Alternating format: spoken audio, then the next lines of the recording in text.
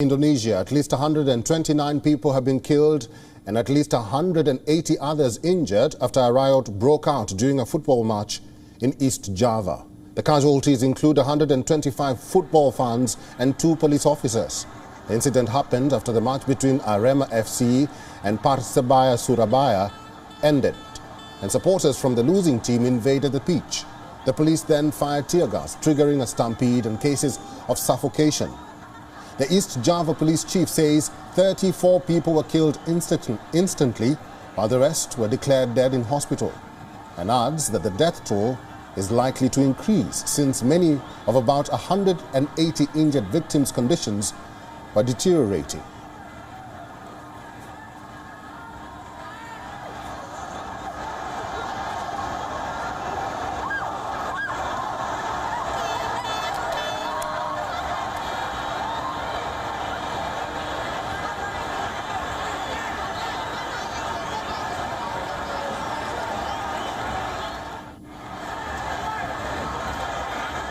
Upaya pencegahan sampai dilakukan gas air mata, 9 lapis. Sudah mulai menyerang petugas, sudah mulai rusak mobil, dan akhirnya kena gas air mata, mereka pergi keluar ke satu pintu. Di pintu keluar. Yaitu kalau nggak salah pintu 10 ya, 12. Kemudian terjadi penumpukan. Di dalam proses penumpukan itulah terjadi sesak napas, kurang oksigen.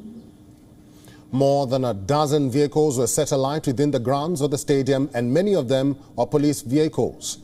In the wake of the deadly incident, the Indonesian top league, BRI Liga 1, has suspended games for a week as investigations have also been launched. The chair of the country's football association has apologized to families of the victims and said that the incident really tarnishes the face of Indonesian football.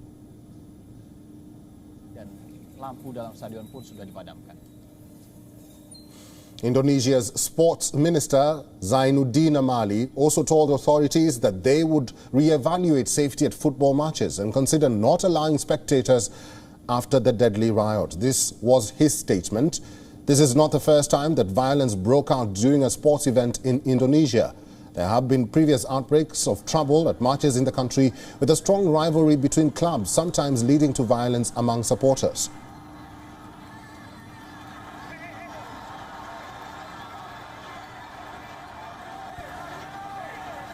Let's talk about this tragedy in Indonesia, and joining us live from Jakarta is Devianti Farids, who is a journalist. Devianti, welcome to WION. Let's start by what really happened.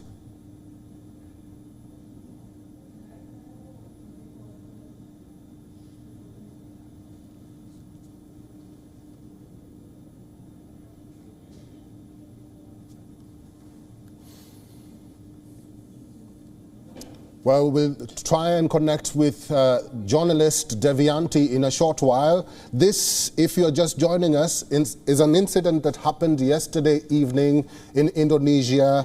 At least 129 people have been killed and at least 180 others injured after a riot broke out during a football match in East Java. We understand that the casualties include 125 football fans and 2 police officers, and also the investigating team is saying that the number of casualties could increase. An investigation has been launched into this incident. It is not the first time that riots break out or have broken out in Indonesia because of the football culture and the fan culture in the country. The incident happened after the match between Arema FC and Persebaya Surabaya ended, and supporters from the losing team invaded the pitch. The police then fired tear gas, which is believed to have triggered a stampede and cases of suffocation.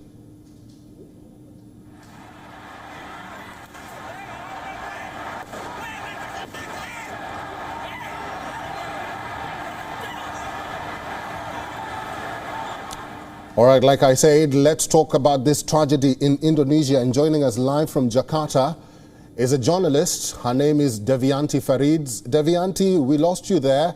Welcome back. Let's start by what really happened.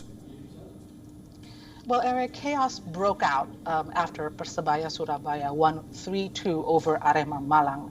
According to reports, thousands of Arema fans went into the pitch right after their team lost. Now, it's Arema's first loss in their home turf in 23 years. So, resentment was brewing. A lot of people were questioning why their team lost. The fans went into the pitch wanting to find answers and meeting with the players and officials on the field. Now, the stampede began when police started firing tear gas into the crowd. Thousands of people and spectators crammed to exit two gates there, gate 10 and 12, and that's where the trampling occurred. People were not only suffering from the tear gas, they couldn't get enough oxygen, and it was just chaos. 129 people died, 34 people died on site. Now, at least 180 people were injured, but I heard that over 300 were actually rushed to the nearby hospitals. Many of them are still in deteriorating conditions. It's one of the country's most deadliest stadium disasters. Indonesia is considered a football nation. There is so much passion and fanatism associated with matches. Could that have played a role in this latest incident? Yes, I mean, Indonesian spectators are hardcore fans. They're very loyal to their teams, but unfortunately, in the past, there has been acts of hooliganism, and spectators have been recorded going to the pitch after their team had lost. This is not the first incident, but I heard also reports that Indonesia's chief security minister, Mahfud MD, said on social media that the stadium was in overcapacity. It's supposed to just fit 38,000 people, but over 42,000 tickets were issued. So overcapacity is definitely one of the main problems. And this has been corroborated by information coming from local health officials that said that the people died of, suffocation and overcrowding and caused by the stampede. Devianti, let me take you back to what you said. About 200 people are injured and the death toll is likely to increase. How equipped are hospitals in East Java? Well, when it comes to situations like this, taking in hundreds of patients at any time will be a challenge for any city. Malang is a big city, and so there are a lot of local hospitals to attend, but still, in any kind of this incident, a lot of health officials are needed. I heard that a crisis center has been established at the stadium to help out with the victims, also trying to get information for the families who've probably lost their loved ones in the crowd. Right. So there are, actions being done by the local officials to help the victims. Devianti, police have launched investigations into this incident. Any more information about the probe and what happens to the aggrieved families? Will the government offer some form of compensation, you think? I heard that there are a lot of, apologies that are being made. There are a lot of evaluations that are currently undergoing by the Ministry of Sports, by the Indonesian Football Association. This is not the first incident, but it is the deadliest incident of a sports-related incident in the past decade. So this is definitely something that the government needs to undergo. The issue of overcapacity, and the government and also the Indonesian Sports Association, a soccer association, I should say, said that they are going to evaluate whether spectators are going to be allowed in stadiums in the future in order to prevent any more of this sort of chaos. There has been some ideas of trying to give financial aid to the victims and the families of the victims as well. Arema has been banned from hosting any matches for the season, and the Indonesia's Football League has been also suspended for a week.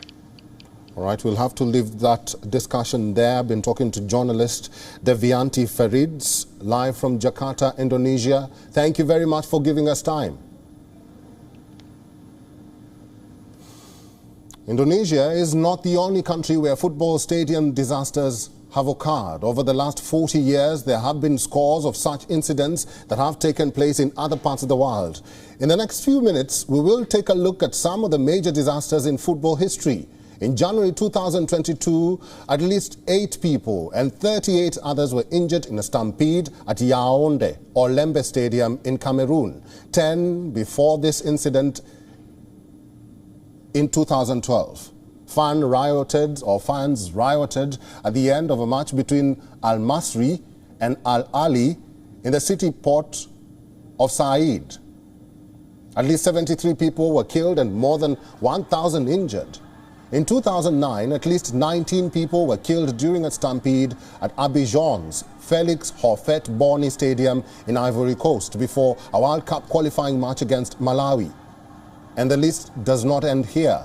In May 2001, more than 125 people were killed in a stampede at Accra's main stadium in Ghana when police fired tear gas at rioting fans in one of Africa's worst football disasters.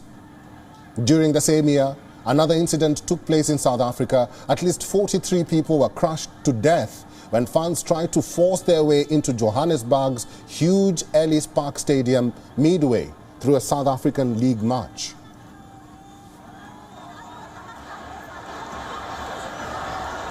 WION is now available in your country. Download the app now and get all the news on the move.